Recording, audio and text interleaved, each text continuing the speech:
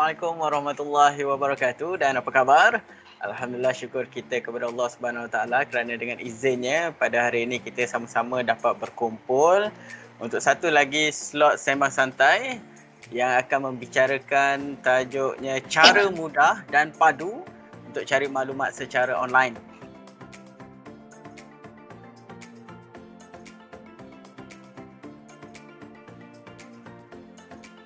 Jadi saya ucapkan terima kasih kepada tuan-tuan dan puan-puan yang sudi bersama kita bagi menjayakan sesi sembang santai kita pada petang ini.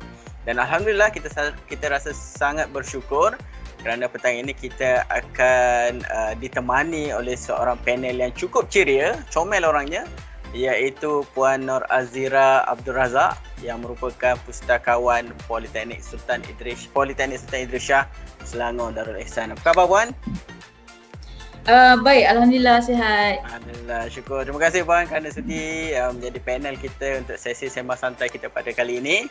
Jadi tanpa melengahkan masa, saya serahkan slot sembang santai pada petang ini kepada Puan Nur Azira Abdul Razak untuk membicarakan, untuk berkongsi kepada kita bagaimana untuk mendapat ataupun mencari maklumat yang mudah, tepat melalui online.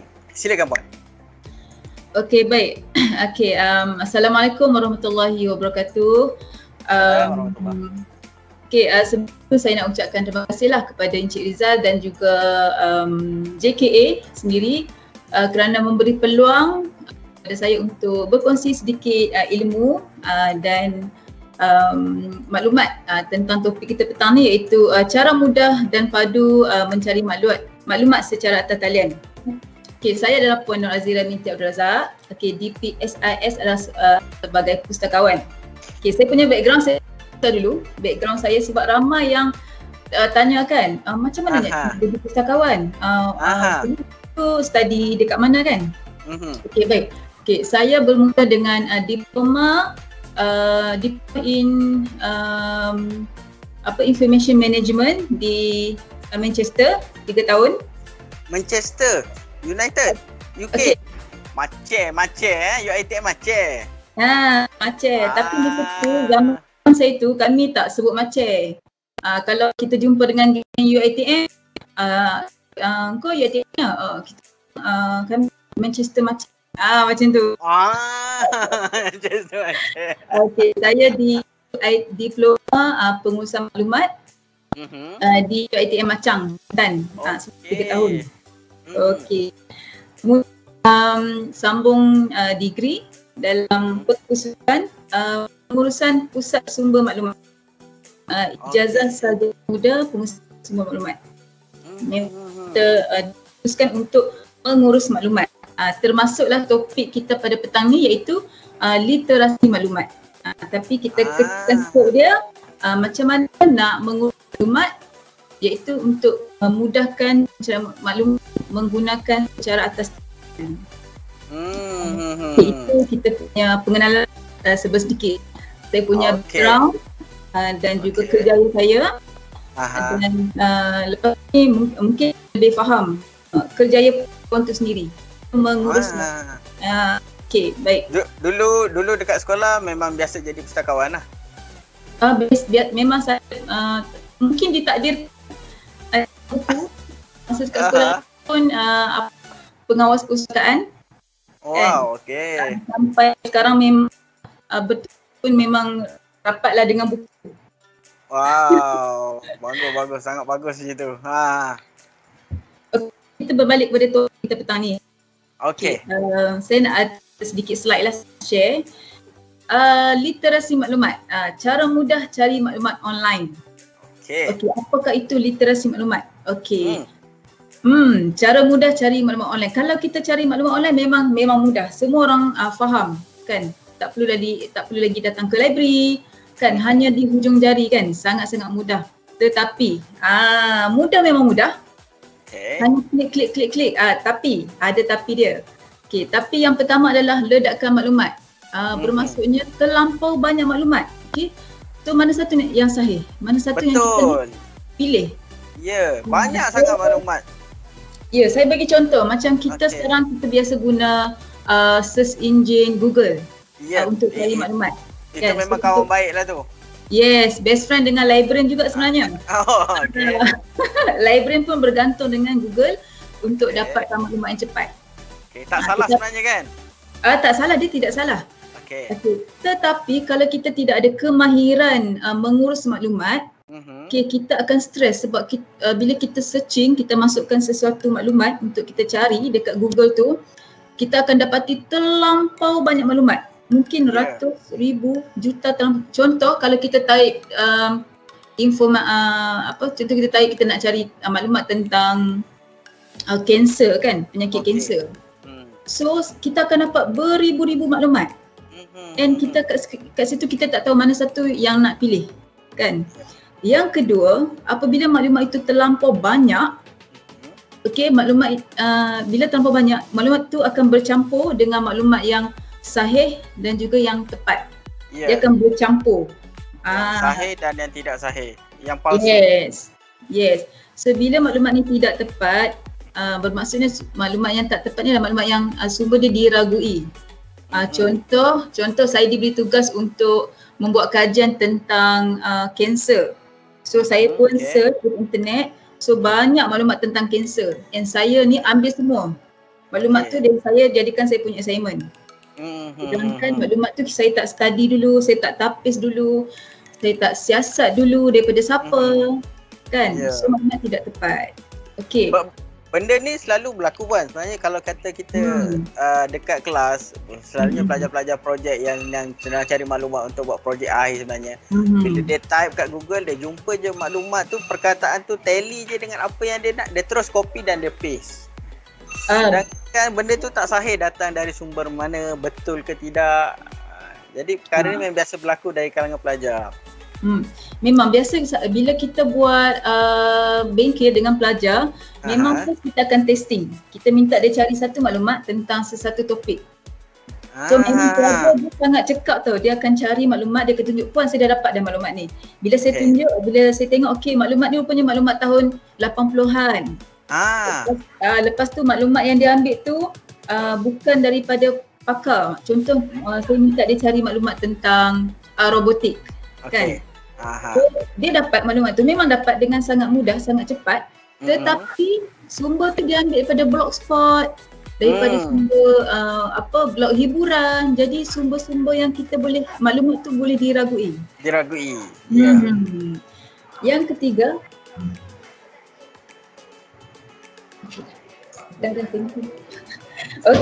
yang ketiga, maklumat terlalu lama. Sebab di internet dia tak ada tapisan. So kita sebagai pengguna kita yang kena tapis maklumat tu. So apa yang terjadi adalah bila pelajar submit assignment, memang tebal assignment dia kan. Betul. Jadi maklumatnya lama, lapuk kan. Tak up to date. Yes. Dah ketinggalan zaman dah. Zaman dulu-dulu mungkin sesuai. Sekarang dah ada yang terkini, dia tak dapat. Tak jumpa yang terkini tu. Sebab itulah kita macam librarian kita memang mengambil, kita berperanan untuk memberi pendidikan pengguna kepada pelajar ataupun kepada masyarakat macam mana untuk mengurus maklumat supaya tidak terjadi perkara 1, 2 dan 3 ni. Right. Macam saya cakap tadi lah, jika tiada kemahiran maklumat, anda akan membazir masa. Kita nak cari maklumat terlalu banyak, kita pening. Kan nanti saya akan tunjuk demo macam mana maklumat dekat internet tu yang terlampau banyak dan bercampur dengan maklumat yang baru dan yang lama kan. Mana yang paling sesuai dengan kita tak tahu nak pilih. Yes, betul. Contoh kita nak buat assignment, kita nak cari satu maklumat, kita nak cari pengenalan tentang satu topik pun mengambil masa yang sangat panjang. Kan? Sebab terlampau banyak maklumat yang kita dapat. Yang kedua kesan dia, kalau kita tiada kemahiran maklumat ataupun kalau kita tiada kemahiran literasi maklumat, kita akan berpotensi nak menjadi mangsa skamer. Contoh yang paling terkini, saya rasa mungkin kita tahu, anak-anak pelajar mungkin tahu, kita sendiri tahu tentang scam black money kan, yang orang call kata saya dari pejabat peguam, anda didapati bersalah. And kalau kita terus menerima maklumat tu, so kita memang senang ditipu. Kita mendedahkan diri kita kepada risiko. Yes, and kita pula senang bagi maklumat kita dekat dia. Kita bagi IC kita, kita bagi alamat rumah kita.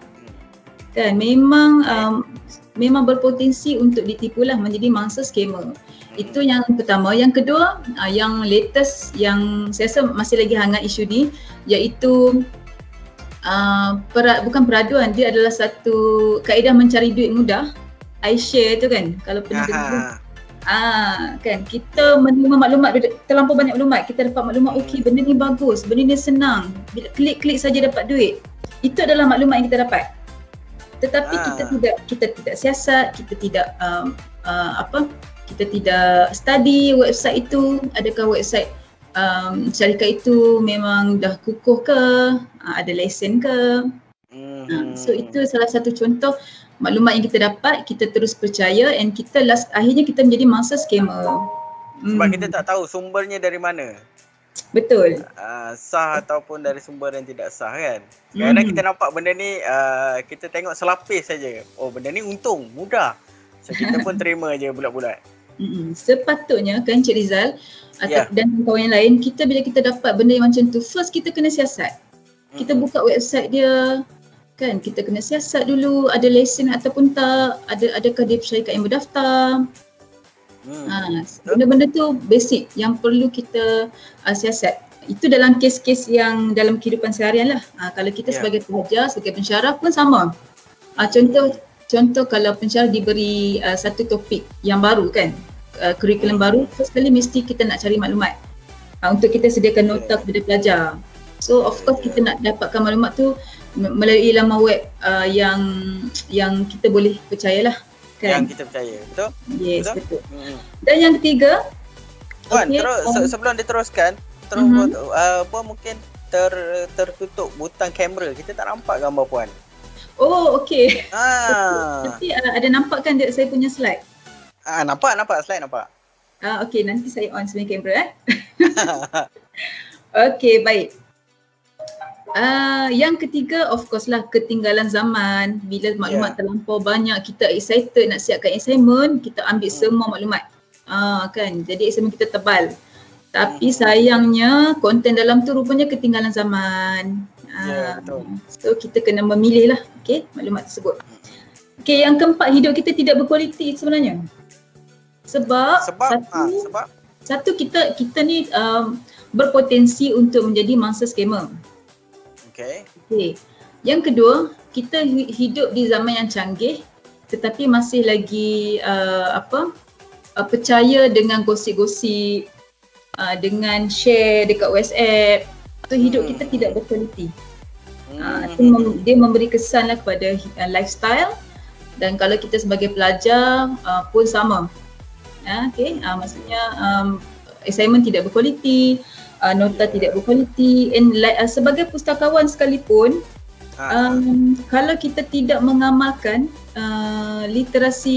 kemahiran literasi maklumat, kita menyampaikan perkhidmatan yang tidak tepat kepada pengguna kita. So kemahiran literasi maklumat ni bukan hanya terpakai kepada pelajar, pensyarah, tetapi kepada semua orang.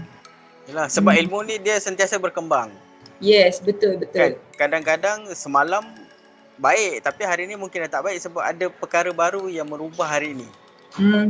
Jadi kalau kita masih lagi pakai formula yang semalam, mungkin tak tepat untuk hari ni. Okey, ini adalah asas kemahiran maklumat. Kalau kita study, sebenarnya untuk kita mahir dalam mengurus maklumat ni, dia ada banyak step. Tetapi perkara 1, 2, 3, 4 dan 5 ni adalah perkara yang asas yang biasanya kita akan aplikasikan dalam pengajaran dan pembelajaran, dan juga dalam kehidupan kita seharian lah. Yang pertama tu define. Maksudnya kita kena kenal pasti kita nak cari apa. Kalau sebagai pelajar, kalau anda diberi topik, contoh macam topik green technology kan. So kita kena faham apakah itu green technology. Dalam green technology tu kita kena faham kita nak cari apa. Kita nak cari kesan dia ke, kita nak cari elemen dalam green technology ke. So kita kena define dulu topik. Kita nak topik apa. Okay. Yang spesifik kedua, lah. Spesifik. yes, spesifik, betul. Contoh macam kanser kan. Kanser kan banyak. Kita ada kanser breast cancer, kita ada prostate cancer kan, kita ada lymphoma. So kita kecilkan skop. Kita nak kanser apa. Lepas itu, kemahiran yang kedua adalah kita kena kita kena kenal pasti lokasi kita nak dapatkan maklumat tersebut.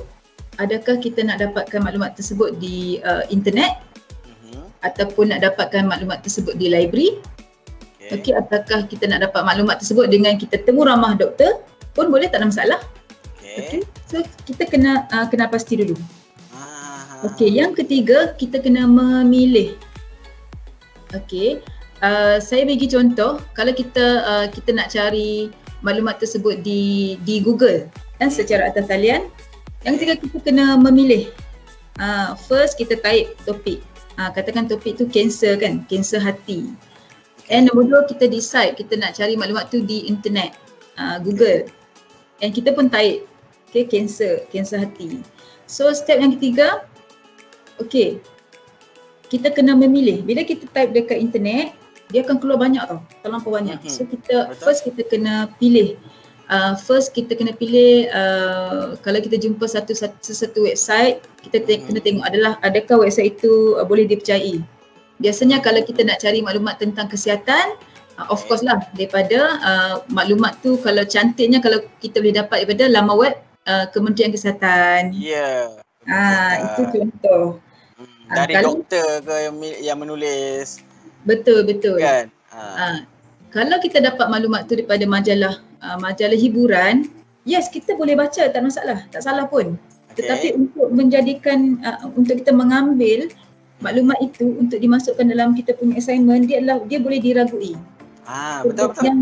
Sebab yang bercakap tentang kanser dia mungkin hanya pendapat peribadi, bukan sebab dia itu seorang pakar. So benda-benda tu yang kita kena ada step-step dia. Jadi kena ambil maklumat tu dari sumber yang betul, yang tepat. Yes, yang tepat yang boleh dipercayai. Bukan sekadar ada dan terus jumpa terus ambil. Ya, betul. Okey, yang keempat, kita kena susunlah maklumat tu. Contoh biasa kalau kita buat assignment mesti bermula dengan pengenalan. Sebelum pengenalan tu kita nak cerita apa? Biasanya kita akan cerita tentang apakah itu kanser, apakah kanser hati, kan? Sebab setengah orang dia tak susun. Tiba-tiba bila buat assignment tentang kanser terus masuk punca nombor satu. So organize. Ya, jadi dia kena atur pendahuluan, lepas tu kita nak cari punca kanser. Baru kita cari, bukan kita search kanser je terus.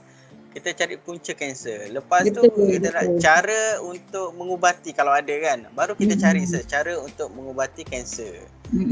Bukan kita type kanser dan kita cari baca mana yang sesuai yang kita ambil. Itu yang jadi tambah masa tadi tu, membuang masa tadi tu. Yes, betul. Dan yang seterusnya yang kelima, apabila kita dah susun, kita dah pilih topik, kita dah dapat topik tu dekat website yang berkaitan, kita dah susun, kita present kita punya maklumat tu dalam bentuk apa? Mungkin dia boleh jadi bentuk nota belajar, mungkin mungkin dalam bentuk penulisan. Kita nak mengarang topik kanser. Dia boleh jadi juga buku ya. Kita nak buat buku, presentation. Presentation, nak buat slide.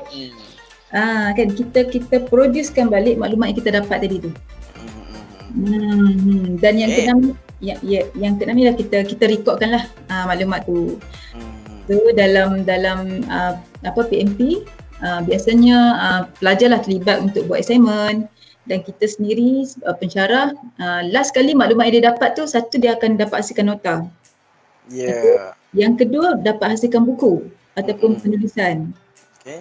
Jadi maksudnya bila nota dan buku yang kita hasilkan, hasil daripada kemahiran maklumat tadi tu, kita dapat menghasilkan satu buku ataupun satu ilmu yang bermanfaat, satu yang kedua adalah dia berkualiti. Macam library pun sama. Okay, macam contoh topik kita petang ni kan. Dan saya rasa topik petang ni Encik Riza sendiri pun boleh saja bercakap, share maklumat ni kepada pelajar. Sesiapa pun boleh. Tetapi kenapa Encik Riza memilih saya pustakawan untuk share? Mungkin sebab sumber dia yang betul, sahih. Betul, sumber yang sahih. Okay. Saya bagi contoh macam one day library nak buat satu bengkel lah, bengkel masak lah contoh. Dan saya yang tukang masaknya contoh. Benda tu memang saya boleh buat, tapi saya tak ada kepakaran. So mungkin dia tidak berkualiti. Lainlah kalau kita panggil library menganjurkan bengkel masak tapi kita panggil chef. Kan? So benda tu berkualiti dan sesuai lah. Jadi peserta yang datang tu pun maksud dia ada keyakinan diri untuk menerima ilmu daripada tokoh tersebut. Macam tu lah. Betul ke library nak ajar masak ni? Boleh percaya ke ni? Sedap dia masak ni. Contohnya macam tu lah kan. Okey, baik. Okey, kemahiran maklumat dalam pendidikan. So macam yang saya share tadi lah. Okey, perlu memang kalau kita berada dalam bidang pendidikan, memang kita kena mahir untuk mengurus maklumat supaya ilmu yang kita sampaikan kepada pelajar, ilmu yang pustakawan sampaikan kepada pensyarah dan pelajar itu ilmu yang betul, satu dan tepat. Okey. Itulah confirm lah kan, pendidik mestilah dia nak bagi satu data, satu maklumat yang tepat dari sumber yang betul. Yes. Kan, sangat tak sesuai lah kalau kita dapat kalau kata macam kabar-kabar angin je kan, dari sumber-sumber yang tidak dipercayai. Boleh kita nak share kepada anak murid, itu bukan satu etika yang baik lah bagi seorang pendidik. Jadi itu saja Puan Nazira. Itu saja. Terima kasih banyak-banyak dan maaf atas kekurangan, kesilapan, gangguan teknikal. Semoga perkongsian ini kita boleh teruskan lagi lah dari masa ke semasa. InsyaAllah, mudah-mudahan apa yang kita kongsikan ni menjadi manfaat saham kita di sana nanti insyaAllah. Jadi itu sekian saja sesi sembang santai kita pada petang ini. InsyaAllah kalau ada rezeki kita jumpa lagi untuk sesi-sesi yang akan datang dengan topik-topik yang lebih menarik, yang pastinya akan memberikan impact ataupun sesuatu yang terbaik untuk pelajar ataupun warga Politeknik Sultan Idris Shah maupun sesiapa saja yang menonton video ini. Sekian, wabillahi taufiq wal hidayah. Wassalamualaikum warahmatullahi wabarakatuh dan terima kasih.